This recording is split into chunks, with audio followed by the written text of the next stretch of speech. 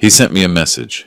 Dad, I know you bought us a house, but my mother-in-law said you won't be here for Thanksgiving. I replied with one word, fine. That night, I stopped being someone who could be milked for every last penny. The next morning, I took the house back. Then I took back everything I had ever given them, and I took my final step, from which they still cannot recover. No one expected that the quiet, always helpful dad was capable of such a thing, especially them. Before we continue, please subscribe to the channel and write in the comments what time it is where you are now. The leather folder sat on my passenger seat like a trophy. I'd just walked out of the notary's office on Central Avenue, documents signed and sealed, $485,000 worth of generosity, compressed into 20 pages of legal text. My house, well, formerly mine. Now Michael and Jennifer's, or would be once the 30-day waiting period passed. The biggest gift I'd ever given anyone. I drove north on the I-10, hands loose on the wheel, windows cracked to let in the November air. Phoenix looked clean that afternoon, the sky that impossible blue you only get in Arizona autumn.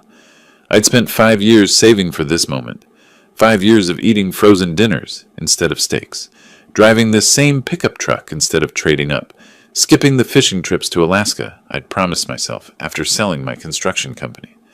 Every dollar had gone toward one goal, giving my son a real start, something solid beneath his feet. The Whole Foods on Camelback Road wasn't my usual stop.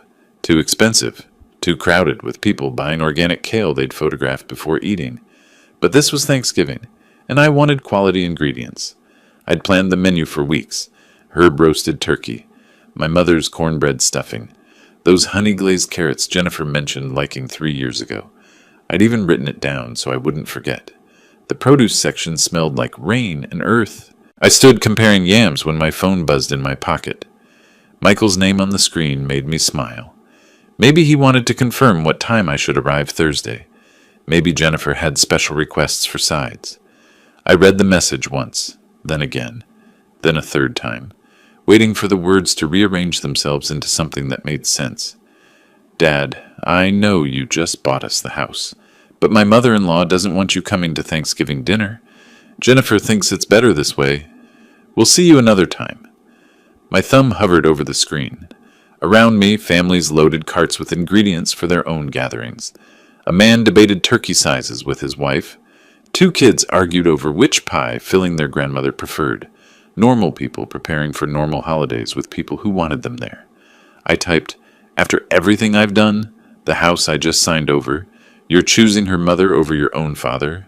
Deleted it. Typed, I deserve better than this. Deleted it. Typed, we need to talk. Deleted that too.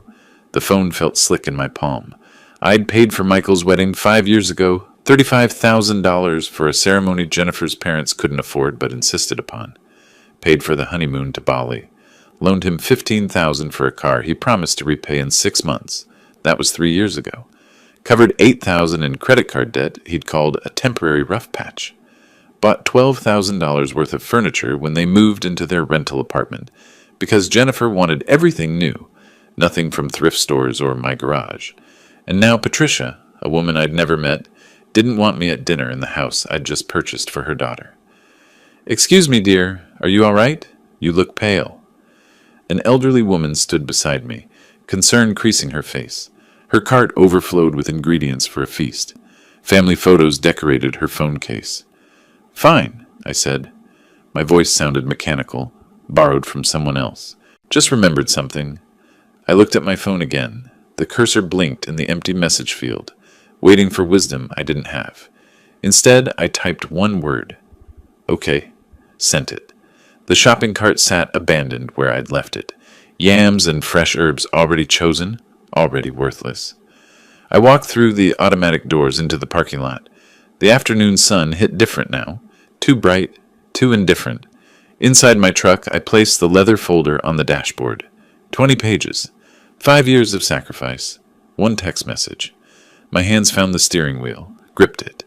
The screen protector cracked slightly at the corner. I hadn't realized I'd been squeezing the phone that hard. The fracture spread like a frozen river, small and contained but permanent. I sat there 15 minutes, maybe 20.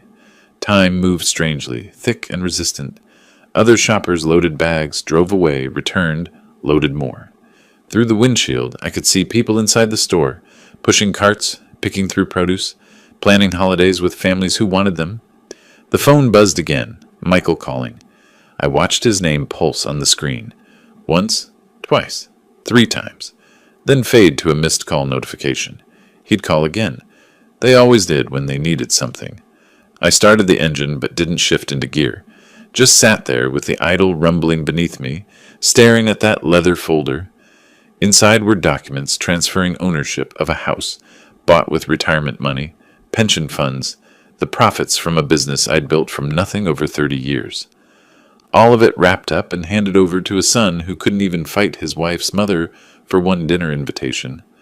Another time, he'd written. Not even an apology. Not even his own words, Jennifer thinks.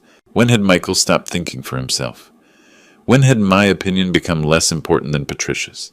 A woman whose face I'd never seen, whose voice I'd never heard, who nevertheless held enough power to erase me from a holiday in my own house. Not my house anymore. That was the point, wasn't it? I'd given it away, signed the papers.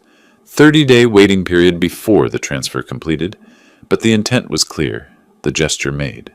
I'd played the generous father, the supportive dad, the walking ATM that produced funds whenever Michael texted about situations or rough patches or temporary helps. How many temporary helps add up to permanent resentment? I shifted into reverse, then stopped. My hand found the glove compartment, pulled out the folder again. I opened it, scanned the first page. Legal language, dense and specific. The notary's voice echoed in my memory. 30-day completion window, standard for property transfers of this magnitude, revocable under certain conditions. I'd barely listened then, too focused on the triumph of generosity, the pride of providing. Now those words meant something different. 30 days, revocable. I closed the folder, placed it back on the dashboard, and shifted into drive. The truck rolled forward through the parking lot, past the Whole Foods where I'd planned to buy ingredients for a family meal I'd never cook, past the shoppers who'd never know how quickly gratitude could curdle into something else. I had thinking to do. The house stayed dark, except for my office. I'd always kept good records, a habit from running gray construction for 30 years, when tracking every expense meant the difference between profit and bankruptcy. Now those same files sat spread across my desk like evidence at a trial. Bank statements, canceled checks, screenshots of text messages where Michael asked for help, always phrased carefully, "Dad, hate to ask, but..." or just until the next paycheck. Or Jennifer's really stressed about money. I'd started at 11 that night, too wired to sleep, and worked backward chronologically. The pattern emerged quickly. Each time I'd helped, and I'd helped often, the calls grew less frequent, the visits shorter, the excuses more creative. June 2018, paid $8,000 toward their credit card debt. Michael called twice that month, then went 6 weeks without contact. September 2019, bought $12,000 worth of furniture for their apartment. Thanksgiving that year lasted 90 minutes before Jennifer mentioned her mother's dinner party they needed to attend. February 2021, covered $5,500 in medical bills after Jennifer's appendectomy. Michael forgot my birthday 3 weeks later. April 2023, loaned $15,000 for a car. Still waiting on the first payment. The numbers accumulated into something obscene. I pulled out my calculator, old school, the kind with the paper tape, and ran the total. $230,000. Give or take a few thousand for cash I couldn't document. Dinners I'd paid for, smaller helps that didn't warrant check writing. $250,000, and I'd been uninvited from Thanksgiving. I opened the house transfer documents again, reading carefully this time. The notary had explained the 30-day completion window, but I'd been too proud to pay attention, too satisfied with my own generosity. Now I read every clause, every condition, every loophole. Transfer of property ownership shall be considered complete upon expiration of 30 days from date of signing, provided no material change in circumstances occurs that would invalidate the donative intent. Material change in circumstances. I read the phrase 3 times, looked up the legal definition on my laptop. found case law from Arizona courts about revoked gifts. The precedents were clear. If a recipient demonstrated sufficient ingratitude or hostility, the donor could rescind the gift during the waiting period. Being uninvited from Thanksgiving by someone you'd just given a house to seemed like textbook ingratitude. Around 3 in the morning, I made coffee. Not the instant kind I usually drank, but the good beans I saved for occasions. No occasion now, I just needed the ritual, the familiar motion of grinding and brewing and pouring. I stood at my kitchen window watching Phoenix lights spread across the valley, holding the mug with both hands. Something had shifted inside me. Not broken. Breaking implied weakness, fragmentation, loss of function. This felt more like clarity, like wiping fog off glass to see what had always been there. My son didn't value me. His wife saw me as a resource to extract, not a person to include, and I'd enabled it year after year, mistaking their tolerance for affection. That ended now. The phone rang at 7, Michael's name lighting up the screen. I let it ring once, twice, 3 times, 4.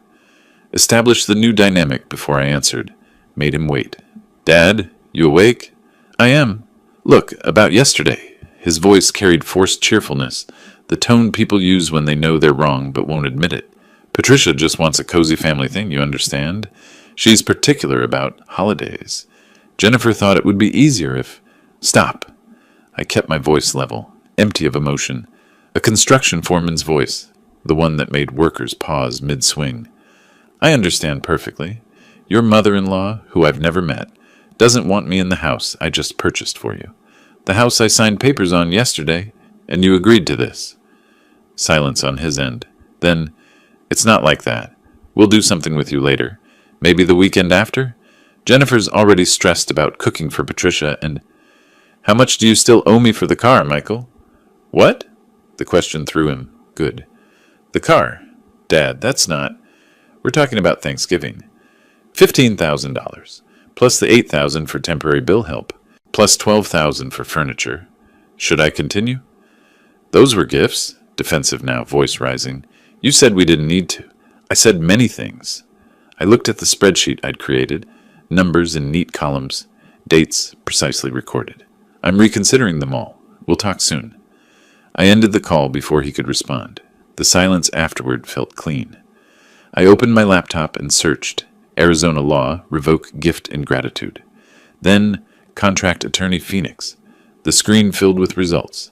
I clicked through websites, reading attorney bios, looking for someone who'd understand that this wasn't about money or property or legal technicalities.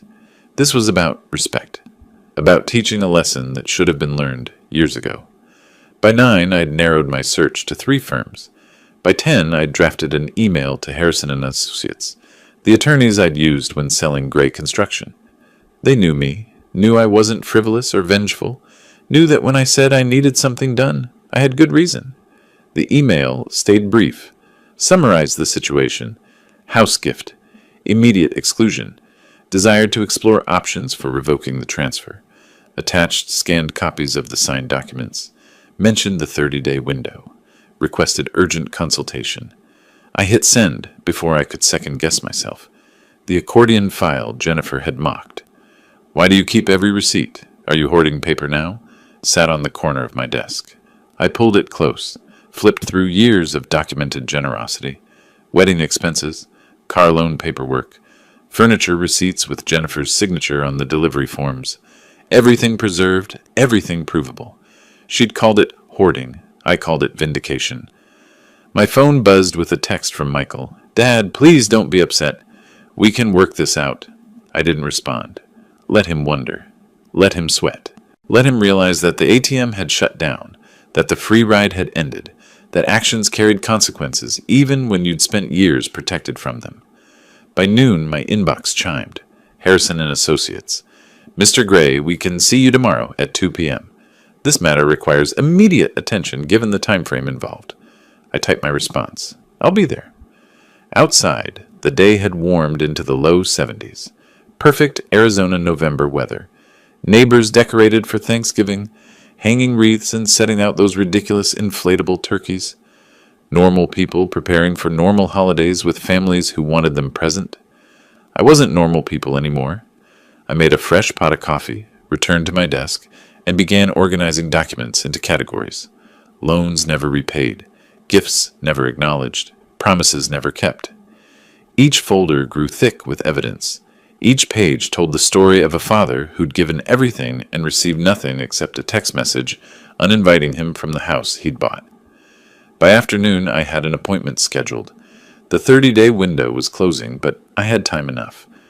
Robert Chen's office occupied the 12th floor of a glass tower on Central Avenue, the kind of building where attorneys charged enough to afford conference rooms with views. I'd used Harrison and Associates when selling Gray Construction. They knew me as someone who didn't waste their time. Robert looked the same as 5 years ago. Sharp suit, reading glasses perched on his nose. That careful expression lawyers wear when they're deciding whether you're serious or delusional. I spread my documents across his mahogany conference table. The house transfer papers. The text message, enlarged and printed. 10 years of financial records, organized by date, amount, and broken promise. He read silently, making notes on his legal pad. The scratch of his pen filled the space between us. "Tell me about Arizona's gift revocation laws," I said. Robert tapped his pen against the pad. "You're talking about Section 25-211, gross ingratitude. A donor can revoke a gift if the recipient demonstrates conduct that would justify disinheritance. It's rarely invoked, but when it is," he gestured at my documents, "cases like this. Substantial gift, followed by immediate rejection or hostility. Being uninvited from Thanksgiving after purchasing someone a house, that qualifies? Textbook example." He pulled a statute book from his shelf, slid it across the desk with one finger marking the page. "The precedent is clear. The 30-day transfer window gives you legal standing. With this documentation," he gestured at the text message, "we file today." I signed the revocation papers with the same pen I'd used 3 days earlier for the original documents. Different paperwork, same blue ink. The irony registered somewhere in my mind, but I didn't comment. Just signed my name and slid the papers back. "I want everything documented," I said. "I may need more from you soon." Robert's expression didn't change. "Understood?" Amanda Foster, the notary who'd handled the original transfer, filed the revocation with Maricopa County that afternoon. By morning, a certified letter was en route to Michael's workplace. 2 days later, I was in the parking garage beneath Robert's building, discussing a separate matter, when my phone buzzed. Michael's name appeared on the screen. I let it ring twice. Needed that moment to prepare. "Hello, Michael. What the—" His voice cracked, somewhere between rage and panic. "Dad, what is this? A revocation of gift? You can't do this. We've already told everyone. Jennifer's parents came to see the house. We posted pictures. People at work know." I leaned back against my truck. The concrete garage amplified his voice, made it echo. "You told everyone before it was officially yours," I said. "Poor planning." "This is insane. Over one dinner? You're destroying our future over one holiday." "No, Michael." I kept my voice level, empty of heat. "You did that when you chose her mother over your father. I'm just correcting my mistake." The silence stretched. I could hear breathing on his end, someone saying something in the background. Then Jennifer's voice, sharp and close. "Let me talk to him." Rustling sounds. She'd grabbed the phone. "You manipulative old man!" Jennifer's voice dripped venom. "After everything we've done for you, the visits, the calls, dealing with your constant expectations, you think money means you own us?" I pulled up the spreadsheet on my phone, read from the screen. "Everything you've done?" I kept my tone flat, mathematical. "Let me refresh your memory. $35,000 for a wedding I wasn't consulted on. $15,000 for a car you still haven't repaid. $8,000 in temporary help that became permanent. $12,000 in furniture, and a house you'll never live in. That's what I've done." "What exactly have you done?" We included you in our lives. That should be enough." "It wasn't." I disconnected before she could respond. The garage went quiet. Somewhere above me, traffic hummed on Central Avenue. Normal people driving to normal destinations. Their families probably intact, probably functional. I sat in my truck for 20 minutes, engine off, feeling the emptiness where something used to be. Not triumph, not satisfaction, just absence, like a tooth pulled. You keep touching the gap with your tongue, confirming it's really gone. The house had been the opening move. Michael and Jennifer would scramble now, panic, maybe fight back. Patricia would advise them, poison them further against me. I needed to stay ahead. The letter I'd asked Robert to draft, the loan repayment demand, would arrive by the end of the week. The certified letter arrived on a Saturday morning. I wasn't there to see it, but I could picture the scene clearly enough. Jennifer signing for it, tearing open the envelope, her scream bringing Michael running from the shower.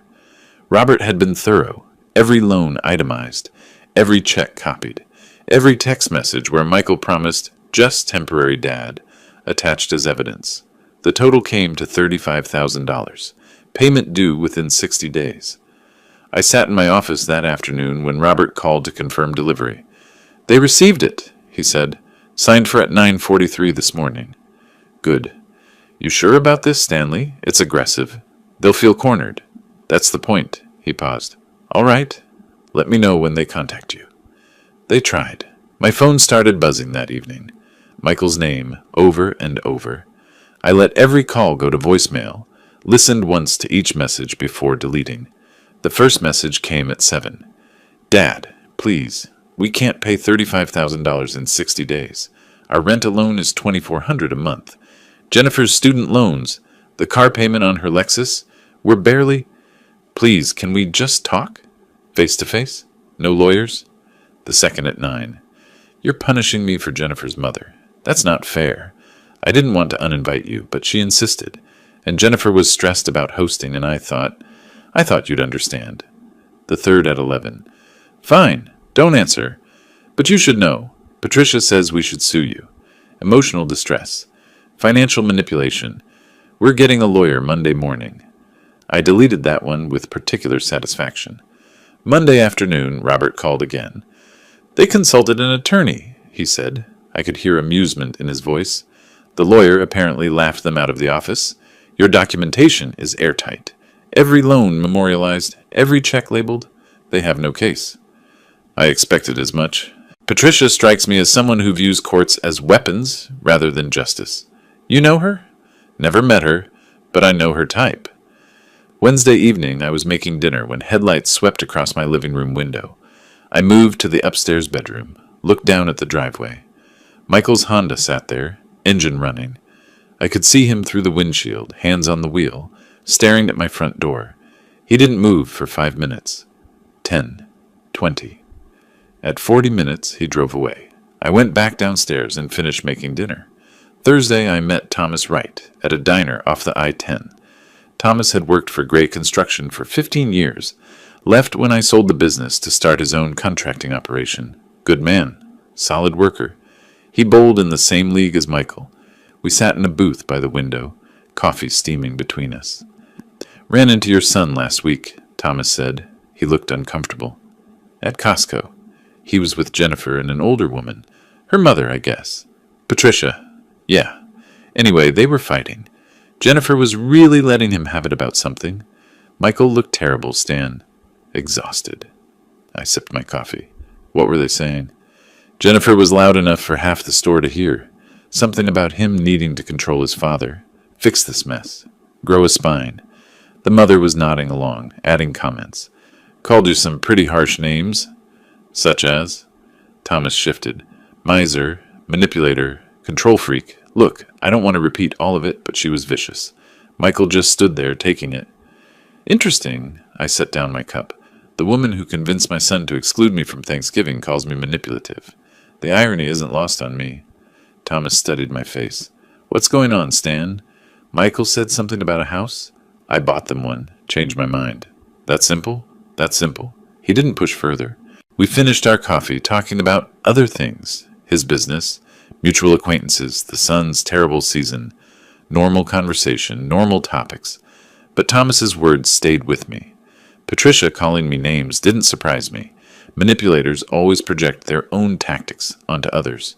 But learning she'd been poisoning Jennifer against me, perhaps for months or years, that shifted my understanding. I'd thought Jennifer was the problem.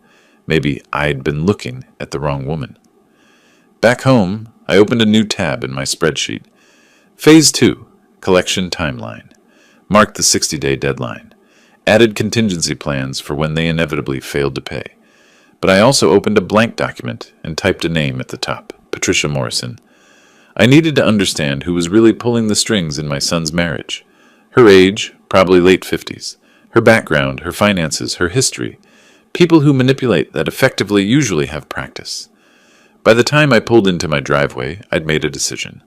I needed to understand exactly who was pulling the strings in my son's marriage. The coffee shop in Tempe had the usual afternoon crowd. Students hunched over laptops, retirees reading newspapers, baristas calling out complicated drink orders. I sat in the back corner, away from windows, and watched the private investigator walk through the door exactly on time. Robert Chen had recommended him. Discreet? Thorough? Doesn't ask questions you don't want to answer? The investigator, Marcus, no last name offered, slid a manila folder across the table. Didn't order coffee. Didn't make small talk. Patricia Morrison, he said, 58, divorced 2019. Operated a boutique clothing store in Chandler called Morrison's Elegance. Failed in 2023. I opened the folder. The first page showed a business closure notice, followed by supplier invoices stamped unpaid in red ink. She owes $38,000 to various suppliers. Another $22,000 on personal credit cards. She was evicted from her condo in Chandler in August 2023. Marcus tapped a document. She's been living with your son's wife for 18 months, rent-free. I flipped through bank statements, credit reports, eviction records. The financial collapse laid out like an autopsy. These are text messages. Marcus indicated a stack of screenshots, obtained legally through a shared cloud account Jennifer gave her access to. They go back 2 years. I read the first one, dated 6 months after Patricia moved in. Your FIL is loaded. Make him pay for the house. He's retired. What else is his money for? Another, from last Christmas. Don't let him control you with his money. Demand what you deserve. Old men need to be useful, or what's the point? I read each message twice. My jaw ached from clenching. The financial pressure she's under explains her behavior, Marcus said. She needs them financially, which means she needs to control the relationship. Can't have you interfering with her meal ticket. You found conversations where she advised Jennifer to demand the house from me? Multiple over 2 years. Make him pay? He owes you. Don't let him control you with his money. Standard manipulation tactics. She positioned you as the enemy before you ever did anything. I closed the folder, paid Marcus his fee plus a bonus for thoroughness, drove home with the folder on my passenger seat, feeling the weight of validation settle over me like armor. That evening I sent 2 text messages to Sarah, my late wife's sister. Family dinner. Tuesday, 6 p.m. Need to discuss Michael. To David, her brother. Same. Neither asked questions, just replied, yes. I spent Monday cleaning a house that didn't need cleaning. Vacuumed carpets, wiped counters, scrubbed the kitchen sink until it gleamed. Needed the motion, the routine, something to occupy my hands while my mind organized the presentation. Tuesday at 6, Sarah arrived first. She'd watched Michael grow up, babysat him when my wife and I went to construction conferences, taught him to ride a bike when I was working 18-hour days. Her hug lasted longer than usual. What's this about, Stan? Wait for David. He arrived 10 minutes later, still in his work clothes, smelling like sawdust and machine oil. We'd built my first workshop together 30 years ago, stayed friends through my wife's illness and death. He clasped my shoulder without speaking. I served pot roast, simple, the kind my wife used to make. We ate without much conversation. Only after plates were cleared did I open my laptop. I need to show you something. For the next hour, I laid it out. The house gift, the text message excluding me from Thanksgiving, the revocation, the loan demand, and then Patricia's report, bankruptcy, parasitic living situation, 2 years of documented manipulation. Sarah's eyes filled with tears, not sadness, fury. Stanley, I knew Jennifer had changed toward you, but I didn't realize Patricia has been poisoning her against you this whole time, while living off them. For 2 years, apparently. The investigator found texts going back to when she moved in. She convinced Jennifer I was trying to control them with money. Ironic, considering her motivation. David stood by the window, holding pages of the report with hands that shook slightly. Michael needs to know about this, he said quietly. His own mother-in-law has been manipulating his wife against you while freeloading. Does he know? I doubt it. Patricia works in shadows, but he's about to find out when family starts asking questions. Sarah pulled out her phone. I'm calling him right now. She walked to the living room. I heard her voice, controlled at first, then rising. Michael, it's Aunt Sarah. Your father invited David and me over tonight. He showed us everything, the house, the money, Patricia's debts, the text messages. How could you exclude him from Thanksgiving? After everything he's done? After what your mother would have wanted? Michael's voice came through faintly, defensive. Sarah cut him off. Jennifer's mother is a manipulator with $60,000 in debt who's been living off your wife for 2 years. Your father documented everything. The whole family knows now, Michael. We're all ashamed of how you've treated him. She made 2 more calls that night, her daughter, David's son. By morning, the extended family network was buzzing. Over the next 3 days, my phone stayed quiet, but Thomas Wright sent screenshots. Cousin Jennifer on Mom's side texting Michael, "We all know what you did to Uncle Stan." Aunt Margaret removing Jennifer from the family Facebook group. Old photos from past Thanksgivings being reposted with pointed captions. Remember when family actually meant something? I saved each screenshot to my documentation folder. Didn't smile, didn't gloat. Just watched the social pressure build like water behind a dam. Thursday evening, Thomas called. Saw your daughter-in-law at Target. She looked like she'd been crying. Turned around and walked out when she spotted me in the electronics section. Patricia still living with them? According to Michael, yeah. He mentioned it at bowling last night. Said something about his mother-in-law not understanding boundaries. The cracks were showing.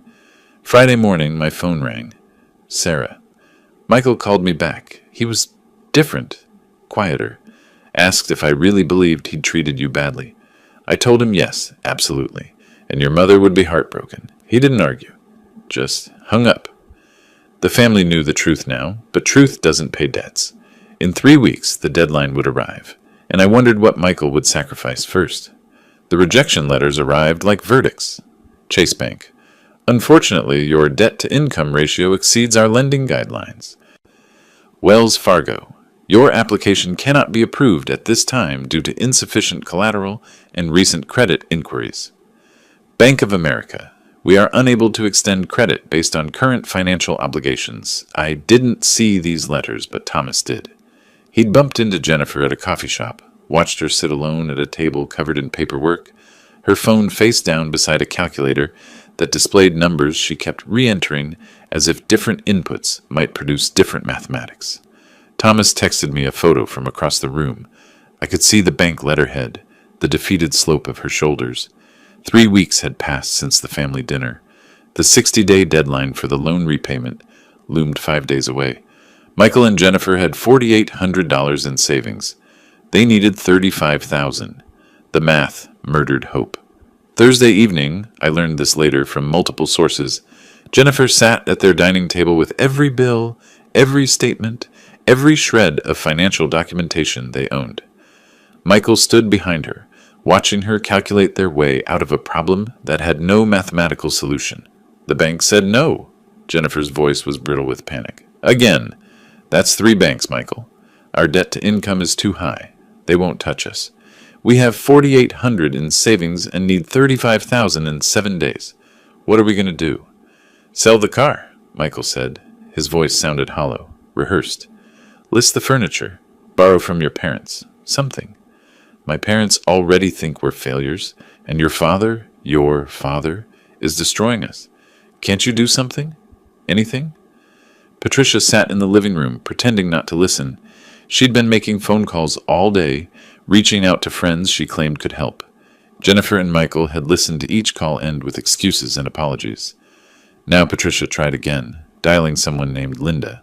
I know I still owe you from last year, but this is different. No, I understand. Okay, goodbye. She hung up, turned to Jennifer with a forced smile.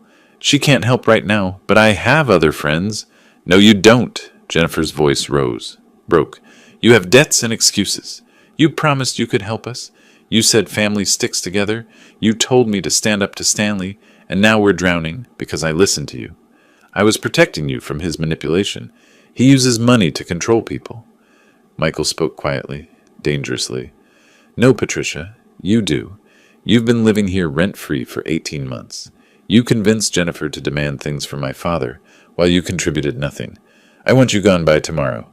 The silence that followed felt geological. You can't throw me out. I'm Jennifer's mother.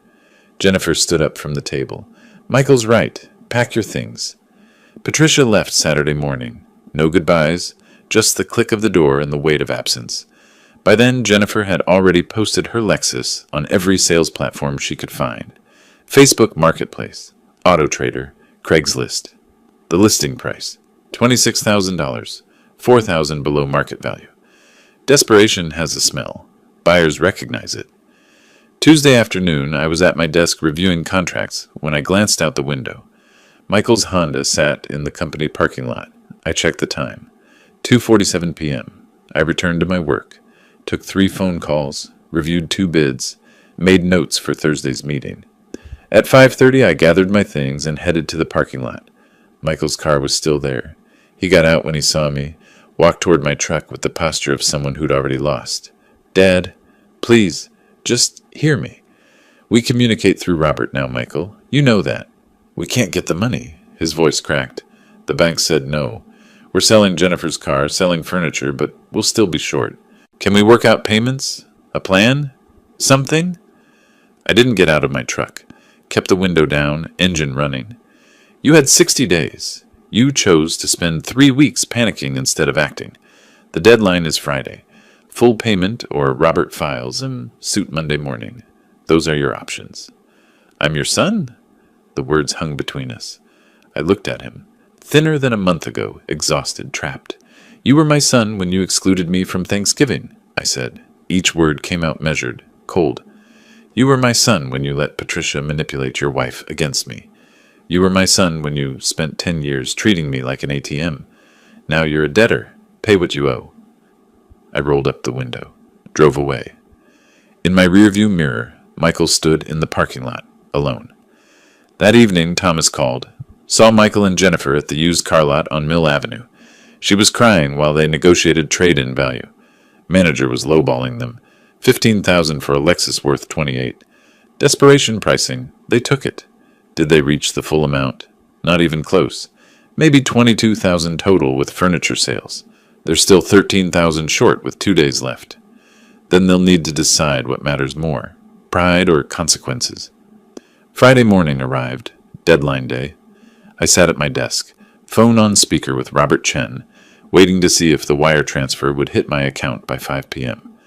They might not make it, Robert said. You prepared for litigation? I'm prepared for whatever happens. At 3:47 p.m., my phone buzzed with a bank notification. The transfer had arrived. $30,000. Not the full amount, but enough to show they'd bled themselves dry trying. Friday evening, 6 o'clock, I sat at my desk staring at the bank notification. $30,000 received. 3:47 p.m. 5,000 short. Michael's email had arrived minutes after the transfer, explaining they needed 30 days for the remaining balance, promising full payment. The words read like a hostage negotiation, desperate, careful, aware of consequences. I called Robert. They sent 30,000, I said, 5 short. Michael's email says they need 30 days for the remainder. Your options. Accept as settlement. Demand immediate payment of balance. Or create a formal loan agreement for the shortfall. Option 3. Formal loan agreement. 8% annual interest. Monthly installments. 12 months. Make it legal. Make it official. Make it impossible to ignore. Robert paused. That's punitive, Stanley. The interest alone is appropriate for unsecured debt to a borrower with proven poor credit judgment. Drafted. The loan agreement arrived in my inbox Sunday morning. I read every clause, signed it electronically, and forwarded it to Michael without comment. No explanatory email, no softening language, just the contract, cold and binding. What I didn't see, but learned later from Thomas, was how they'd scraped together that $30,000. Jennifer's parents had arrived Thursday with a cashier's check. Her father set it on the counter without embracing his daughter, his face carved from granite. The disappointment radiated like heat from pavement. 10,000, he'd said. That's what we can spare without damaging our retirement. You'll repay it within 2 years. 5% interest. Monthly installments. Understood? Jennifer barely whispered. Dad, I don't want to hear it. Your mother and I raised you better than this. Treating family like ATMs. Listening to Patricia's poison. I'm ashamed, Jennifer. Truly ashamed. They'd borrowed another 5,000 from friends, a couple from Jennifer's marketing firm. Brian had insisted on a promissory note, the transaction transforming friendship into business. Nothing personal, he'd told Michael. Just protecting myself. Sign at the bottom. Michael signed. Watched another relationship die in the space between trust and documentation. The Lexus sale had brought 15,000. Furniture another 2,000. Every CD cashed. Every safety net shredded. They'd bled themselves dry and still came up short. Sunday morning, the Patricia situation detonated. Jennifer found her mother's suitcase in the hallway, and something snapped. The screaming match lasted 20 minutes. Accusations flew like shrapnel. Broken promises, empty guarantees. 2 years of manipulation disguised as maternal concern. You're throwing me out? Patricia's voice hit that dangerous pitch. After everything I've done for you? I'm your mother. Everything you've done? Jennifer's exhaustion had transformed into something sharp. You moved in rent-free, maxed out my patience, turned me against Stanley, and when we needed help, you promised money you didn't have. You didn't protect me. You used me. Get out. Patricia grabbed her suitcase, paused at the door.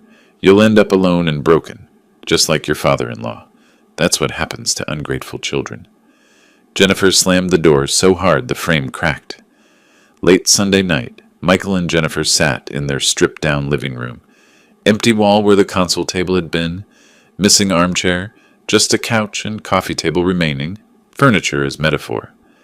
My father was right, you know, Michael said quietly, about Patricia, about us taking advantage, about being treated like a wallet instead of family.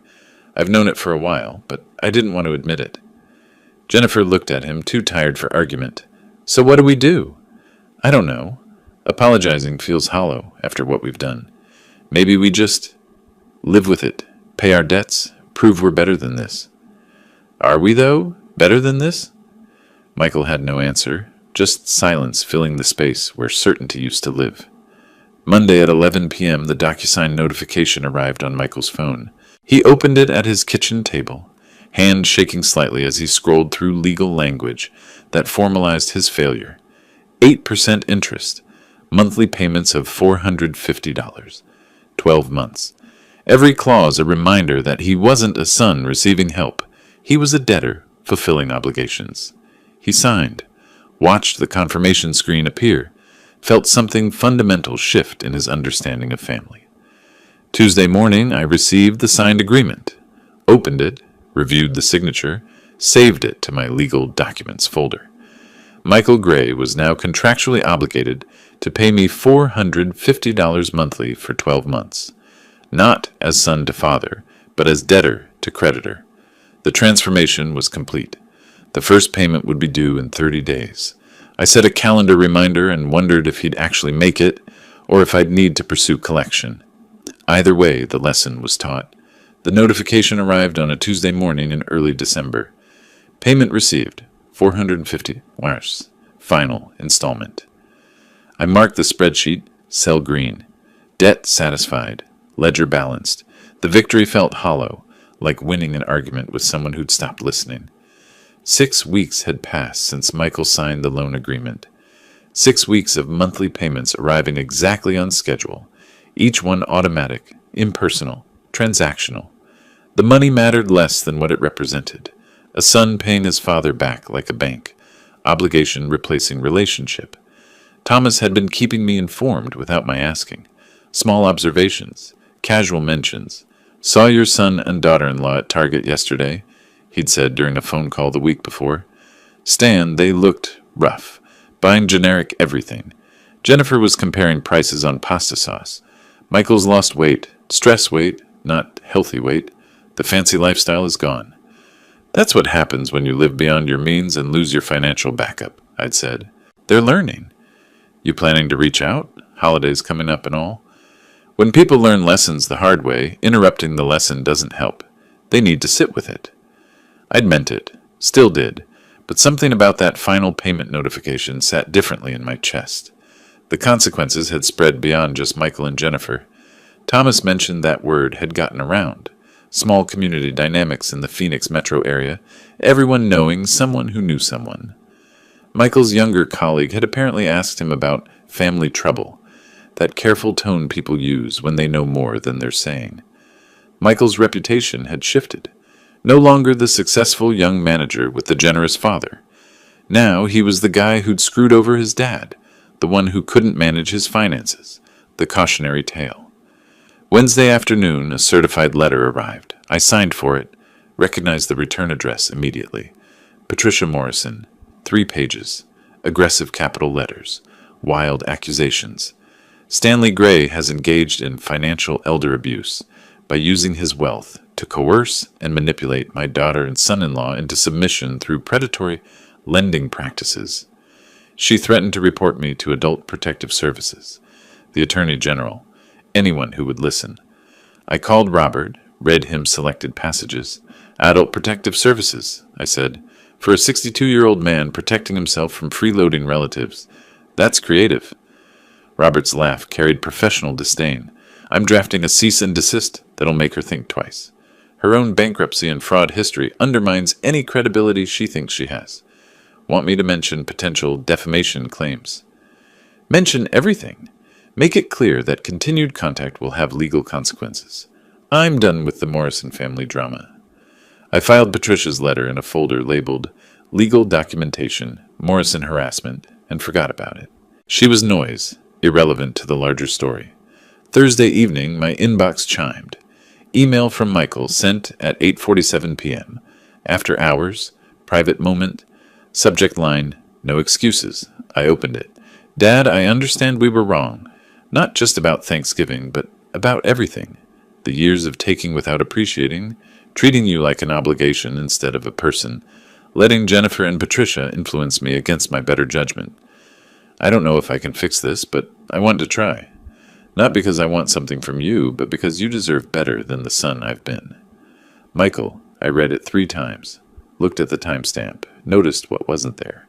No requests, no justifications, no attempts to minimize his actions, just acknowledgement, raw and plain. I closed my laptop and walked away.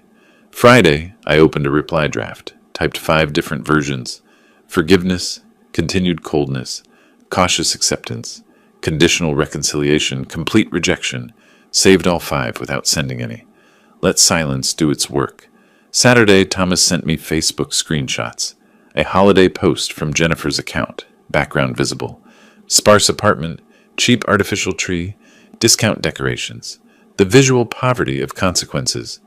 I saved the images to my documentation folder. Evidence of lesson learned. Sunday, I opened Michael's email again. Read it for the 10th time. Studied the sentence structure, the word choice, the absence of manipulation. You deserve better than the son I've been. 3 years too late, but at least he finally saw it. Monday morning, I sat at my desk with the cursor blinking in an empty reply field. 5 draft responses waited in my documents folder, each one a different path forward, or backward, or nowhere at all. I hadn't decided which Michael deserved, or which I needed to send. The email sat unanswered for 3 days while I decided whether redemption was something earned or given. On the 4th day, I closed my laptop and drove somewhere I hadn't been in months. I needed to think, and thinking required different surroundings. The mountain overlook north of Cave Creek offered what my office couldn't: silence without walls, space without technology, the kind of emptiness that lets clarity form like ice crystals in winter air. I sat on my truck's tailgate for 3 hours, Michael's email loaded on my phone. Read it between long stretches of staring at the Sonoran desert landscape stretching toward mountains that didn't care about family drama or financial revenge. The question wasn't whether Michael deserved forgiveness. I knew forgiveness was something you do for yourself, not the other person. But engaging with his transformation risked reopening wounds that had finally started forming protective scar tissue. You deserve better than the son I've been. I read the line again. Studied the absence of excuses, the lack of requests. Just acknowledgement, raw and plain. A hawk circled overhead, hunting. Patient, strategic, waiting for the right moment. I closed my phone and drove back to Phoenix. 2 weeks passed. I didn't respond to Michael's email. Let him sit with uncertainty the way I'd sat with exclusion, humiliation, betrayal. Tuesday afternoon, I was at my construction office reviewing bid proposals when movement in the parking lot caught my eye. Michael's Honda pulled into a spot at 2:15, engine shut off, windows up. He didn't get out, just sat there. I watched from my second-floor window for 20 minutes, observed his body language, head down, hands clasped, no phone scrolling, just waiting with the patience of someone who had nothing left to lose. I had a choice: ignore him, leave via the back exit, go home, or face the conversation that had been building since that Thanksgiving text message. The hawk had found its moment. I descended the stairs slowly, stopped at the conference room, propped the door open. Conversation yes, privacy no, professional distance maintained, then walked to the building entrance. Michael stood when I appeared in the lobby, looked smaller somehow, not physically, but in presence. The confidence and entitlement that used to armor him had been stripped away like paint from old furniture, revealing raw wood underneath. "Dad," his voice carried uncertainty. "Thank you for not turning me away. I know I don't deserve—" Conference room, 5 minutes. We walked without words, footsteps echoing on tile. I sat across the table, not at the head, and gestured for him to speak first, placing the burden of opening on the person who broke things. "I don't know where to start." Michael's hands twisted together. "I've practiced this 100 times, but now, I'm just going to say it. I used you. For years. I treated you like an ATM instead of a person, let Jennifer and Patricia poison my perspective, and convinced myself it was normal, because you never complained. I let you be hurt, excluded, disrespected, and I didn't defend you because it was easier not to." I stayed quiet, let silence pull more truth from him. The house. That should have been a moment of gratitude, of celebration. Instead, I let Patricia dictate who was welcome at a table you paid for.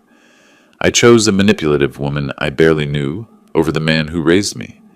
And when you revoked it, when you demanded repayment, I was angry, furious, because I'd convinced myself I deserved your money without your respect. His voice cracked. I was wrong. About everything. "What changed?" I asked. "The consequences or the understanding?" Tears came then. Real ones. The kind you can't fake. Both. At first it was just panic. The money, the house, the humiliation. But somewhere in selling our car, borrowing from friends, seeing you refuse to even talk to me, I realized you weren't punishing me. You were showing me the truth I'd been avoiding. That I'd become someone my mother would be ashamed of. Someone you had every right to walk away from. I leaned forward slightly. "You're my son, Michael. I've never stopped loving you. Even when I revoked the house, demanded repayment, refused your calls. That was love, not cruelty. Letting you continue using me would have been cruelty. To both of us. Can you forgive me?" The question hung between us like smoke. "Eventually, maybe," I said. "But forgiveness doesn't mean things go back to how they were. Trust isn't rebuilt with apologies. It's rebuilt with consistent actions over time. You want a relationship with me? Earn it. Show me, month after month, that you've changed. No grand gestures, no dramatic promises, just steady, respectful behavior." Michael nodded, wiping his eyes. "I understand. And Jennifer. She wants to apologize too. She's been going to counseling with me. We're working on everything. The entitlement, the manipulation, the damage Patricia did. She knows she played a huge role in this. I'm glad you're getting help, but I need you to understand something. This is your last chance. I'm 62 years old. I don't have time for cycles of betrayal and reconciliation. If this happens again, if you or Jennifer treat me as less than I deserve, I'm done. Permanently. No dramatic exit, no explanations. Just boundaries that don't bend. It won't happen again." Michael's voice carried firmness I hadn't heard in years. "I swear on everything I have left, which isn't much, that I'll prove I'm worth having as a son." I stood, extended my hand for a handshake, not a hug. "Then let's start small. Coffee next week, public place, 1 hour. We'll see how it goes." Michael took my hand, gratitude flooding his face. Thank you, Dad, for not giving up on me completely. I paused at the door. I gave up on the son you were. I'm meeting the son you're trying to become. Don't disappoint me again. I watched him walk to his modest Honda, shoulders less burdened than when he'd arrived. The 5-minute conversation had stretched to 20, but I didn't regret the time. Coffee next week would be the test. Whether he showed up, how he acted, what he said when there was no crisis forcing honesty. I drove home feeling something I hadn't felt in months. Not hope exactly, but possibility. And that was enough for now. 3 weeks of gradual reconnection. 2 coffee meetings, both at public cafes, both exactly 1 hour, both surprisingly comfortable. One lunch where Michael talked about counseling and Jennifer talked about recognizing her mother's manipulation tactics. Small steps, measured progress. Now this, dinner at their apartment. Michael's invitation, Jennifer's cooking, 3 people only. Patricia explicitly excluded. The apartment complex looked worn in evening light, the parking lot dotted with older vehicles. Michael's modest Honda occupied spot 217. No premium covered parking, no Lexus. I climbed the exterior stairs carrying nothing. No wine, no flowers, no gifts. This wasn't celebration, but cautious détente. Jennifer answered before I knocked, watching through the peephole. Stanley, genuine warmth, visible nervousness. Thank you for coming. I know, this isn't easy for you. Please come in. The apartment interior told the story of consequences. IKEA furniture where designer pieces used to stand. Blank walls where expensive art had hung. A folding dining table set for 3 with mismatched plates that spoke to budget shopping and humility, learned through necessity. It's not fancy, Dad. Michael set down a serving dish. We're adjusting to different circumstances. But the company's what matters, right? Fancy never mattered to me, I said. Respect did. Dinner was simple. Roasted chicken, vegetables, rice. Jennifer's hands shook slightly serving it, not from fear, but from the weight of knowing this meal represented possible redemption or final failure. Midway through, Jennifer set down her fork. Stanley, I need to say something I should have said months ago. I'm sorry. Not just for the Thanksgiving exclusion, though that was inexcusable, but for years of taking advantage of your generosity. I let my mother poison my perspective, convinced myself you were controlling when really you were just being a father who loved his son. I treated your gifts as obligations, your help as entitlement, and your presence as inconvenient. I was wrong, and I'm ashamed of the person I became. I watched her eyes, her body language, testing for rehearsed performance versus genuine emotion. What changed, Jennifer? The consequences or your understanding? Both. No hesitation. I won't pretend losing everything was some spiritual awakening. It was terrifying and humiliating. But somewhere in that fear, I had to look at who I'd become. The counseling helped. Michael helped. Seeing Patricia's manipulation from outside her influence helped. I realized I'd tried your respect for her approval, and her approval was worthless. Michael reached for Jennifer's hand. Dad, you taught me something these past months that I should have learned as a kid. Strength isn't just providing for people. Sometimes it's refusing to. You showed dignity by walking away from people who didn't value you. I want to be that kind of strong. I set down my fork, gave them complete attention. I appreciate the words, both of you, but I need you to understand something clearly. This is your last opportunity. I'm 62. I don't have 20 years to see if you've really changed. I have maybe, if I'm lucky, 20 good years left. I won't spend them being used, manipulated, or disrespected. I love you both. Yes, Jennifer, even you. Because you're my son's wife and you're working on yourself. But love doesn't mean accepting abuse. If this happens again, if either of you falls back into old patterns, I'm done. No drama, no arguments, just boundaries that don't bend. They stayed silent for 30 seconds, digesting the weight of my words rather than immediately responding with promises. That silence convinced me more than any reassurance could have. We understand, Jennifer finally said. You shouldn't have to say this at all, but we've earned the warning. You'll see it, Dad, Michael added, not in words, but in actions. We're going to prove we're worth having in your life. I'm here tonight because I want to believe that. Keep showing me. The conversation shifted to lighter topics. Michael asked what I'd been doing with my time now that I wasn't managing their chaos. Actually, I bought property. Small cabin in the mountains near Prescott. Nothing fancy, just a place to get away. I'm learning to spend time with people who value me, which turns out to be a shorter list than I thought. But quality over quantity. Jennifer's interest seemed genuine. That sounds perfect for you. Private, peaceful. Would you ever invite us up there? Maybe. Someday, if we get there. I was honest with them. It's a place for people I trust, and trust is still being rebuilt. But it's possible. That's more than I could have said 2 months ago. At the door, Michael extended his hand. Same time next month? Jennifer makes a good pot roast. I shook his hand, not hugging yet. Next month, we'll see how it goes. One dinner at a time. Thank you for giving us this chance, Jennifer said. We won't waste it. See that you don't? I drove home through quiet Phoenix streets. Windows down, January air cool against my face. The revenge had served its purpose. Not destroying them, but teaching consequences. Restoring my dignity. Establishing boundaries that protected me.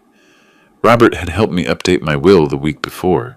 Michael remained my heir, but with trust conditions and protections ensuring no repeat of exploitation. The cabin purchase had finalized yesterday. My personal refuge. Invitation-only space representing reclaimed autonomy. Regular but measured contact would continue.